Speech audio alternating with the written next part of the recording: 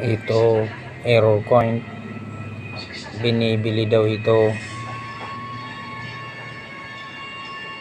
Ako naman hindi ko ito ibinibenta, ipamimigay ko lang ito sa may gusto, sa interesado nitong error coin kong ito.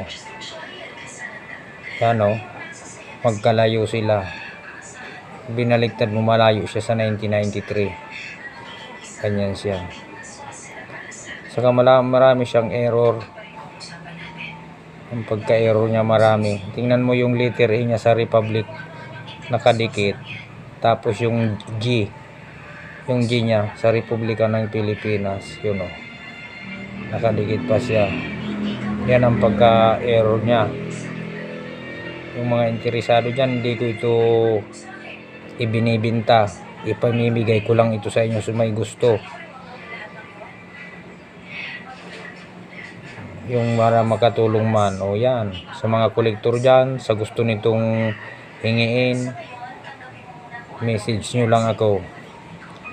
Yan o, malayo siya. Yan ang ano niya, pag binaliktad mo, o yun siya.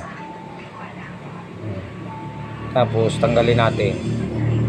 May naano pa sila na mayroon pa daw itong crack. Ay, ayun nga, may crack pa siyang guhit, diretso ang guhit niya o.